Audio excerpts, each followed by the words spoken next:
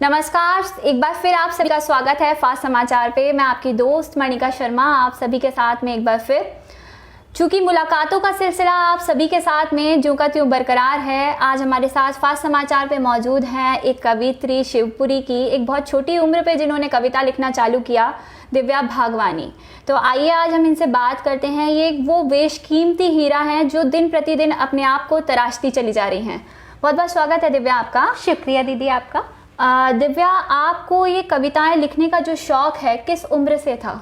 जी मुझे ये बचपन से था। जब मैं 11th में थी तभी मैंने लिखना स्टार्ट कर दिया था, लेकिन जब फेसबुक पे लोग डालने लगे तो मुझे भी लगा कि मुझे अपनी कविताएं फेसबुक पर डालना चाहिए और नोज़ोटो ऐप वगैरह पर। तो जब मैंने इस पर लिखना शुरू किया YQ, नोज़ोटो और फेसबुक पे, तो लोग जुड़ते चले गए और बस महफिलें जमती चली गई और मैं और अच्छा लिखने लगी। तो दिव्या, आपने जो है बहुत सारे मंच पे परफॉर्म किया है, तो आप हमारे दर्शकों को कुछ बताएंगे उनमें से?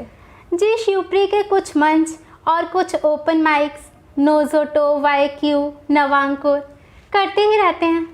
तो आपकी जो काव्य रचना है, मैं चाहूँगी कि उनमें से जो आपकी पसंदीदा है उसमें से कुछ चंद लाइन्स आप हमारे दर्शकों को सुनाएं। जैसे कि अभी हम जानते हैं कि कोरोना का दौर चल रहा है, तो हम बाहर जब भी जा रहे हैं तो मास्क वगैरह लगा के जा रहे हैं। तो ऐसे में होठों की मुस्कान तो छुप गई है, बची है तो बस आँखों की मुस्कान। तो मेरी कविता यही है, हुनर आँखों से मुस्कुराने का। हुनर आँखों से मुस्कुराने का हम में आज भी जिंदा है। हमारी मुस्कान देखकर परेशानियाँ भी शर्मिंदा हैं। तूफ़ान कई आते हैं, तूफ़ान कई जाते हैं, पर हौसला अटल है। ये आपकी दुआओं का ही तो असर है। तूफ़ान में जो कर गए किनारा, वो एक सबक है। जिन्होंने दिया साथ हमारा, वो खुशियों की झलक है। इन खुशियों की झलक से जीवन गुलजार है और फूलों के बाग में रहती हूँ मैं। फूलों के बाग में रहती हूँ मैं, इसलिए तो मेरे जीवन में सुर है और ताल है। हुनर आँखों से मुस्कुराने का हम में आज भी जिंदा है। हमारी मुस्कान देखकर परेशानियाँ भी शर्मिंदा हैं। बहुत शानदार दिव्या। दिव्या, एक्चुअली हम ये जानना चाहते थे कि जैसा आपने अभी बोला कि हुनर आंखों से मुस्कुराने का, और परेशानियां कई आती हैं लेकिन हौसला जो है वो अभी भी जिंदा है। तो किस प्रकार की परेशानियां आपने भी तो फेस की होंगी कुछ? जी, जीवन है, परेशानियां तो आती रहती हैं। मेरे जीवन में भी बहुत सी परेशानियां आई हैं, पर मेरे परिवार के साथ मेरे मम्मी पापा ने इतना साथ दिया कि हौसले बुलंद होते चले गए। लोग कहते थे लिखने से क्या होता है, और हम बस मुस्कुरा देते थे।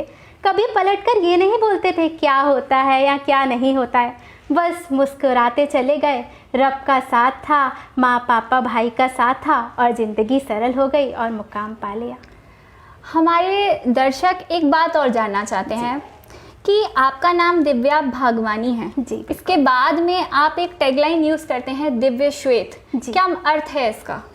जी, दिव्या मेरा नाम है जैसा कि आप जानते हैं, और श्वेता मेरी मम्मी जी का नाम है, तो हो गया दिव्य श्वेत। और दिव्य एक भगवान की शक्ति भी होती है, श्वेत यानी सफ़ेद, तो मीनिंग भी नाम का है। और मैंने सोचा क्यों ना अपने मम्मी का नाम अपने साथ जोड़कर लिखा जाए। तो इसमें आपका कोई एक स्पेशल टॉपिक रहता है कि आपका ये टॉपिक है कि प्रेम, या फिर आप सोचते हैं कि आप नारियों के ऊपर कविता लिखें? तो आपका इसमें से पसंदीदा टॉपिक कौन सा है? मेरा पसंदीदा टॉपिक तो मुस्कान है। मैं चाहती हूँ कि सब लोग मुस्कुराते रहे मुझे पढ़कर।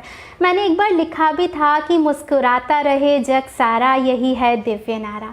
मैं चाहती हूँ लोग मुझसे मुस्कुराना सीखें, और मैं ये भी कहती हूँ कि शिवपुरी की बेटी हूँ मैं, सदा मुस्कुराने की सीख देती हूँ। बहुत बढ़िया।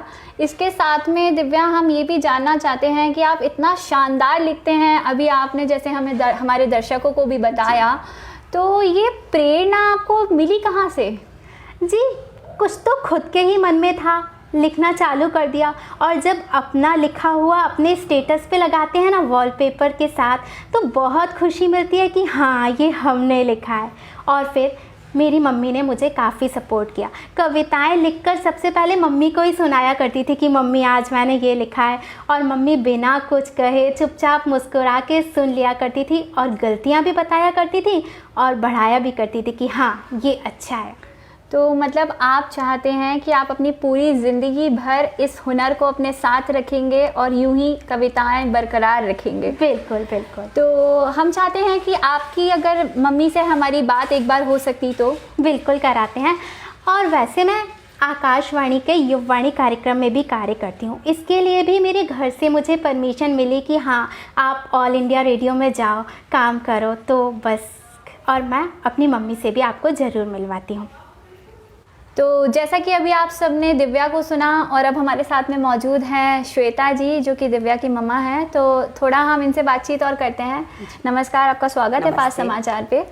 आपकी बेटी दिव्या कविताएं लिखती है, एक बहुत बड़े बड़े मंच पे परफॉर्म करती है, तो आपको कैसा महसूस होता है? मुझे बहुत ही गर्व लगता है कि मेरी बेटी मेरा नाम रोशन कर रही है। मुझे ये उम्मीद भी थी कि मेरी बेटी आगे चल के ऐसा होगा। तो चूँकि वो एक बेटी है और जैसा कि हम समाज में देखें तो लड़कियों को जनरली जब वो आगे बढ़ती हैं तो लोग जनरली रोकते हैं उनको, पर आपने भी कई तरीके की परेशानियां जब बच्ची आपके आगे बढ़ रही होगी तो फेस करी होगी। मतलब आपने कैसे उसे मोटिवेट किया कि वो आगे बढ़े?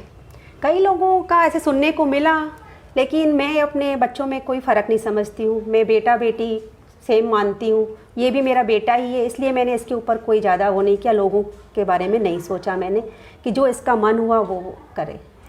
ठीक है, बहुत बहुत धन्यवाद आपका।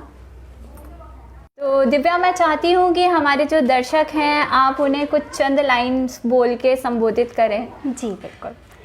अक्षर अक्षर में माँ की मुस्कान लिखती हूँ, शब्द शब्द में हिंदुस्तान लिखती हूँ। मुझे चाहने वालों जरा दिल थाम के बैठो, मैं अपने देश को अपनी शान लिखती हूँ। धन्यवाद। बहुत बहुत धन्यवाद दिव्या आपका। तो ये थी हमारे साथ में एक बेशकीमती हुनर जिन्होंने इतने शानदार शब्दों में आप सभी को संबोधित किया। अक्षर अक्षर में इन्होंने अक्षर की महत्व को आपको समझाया।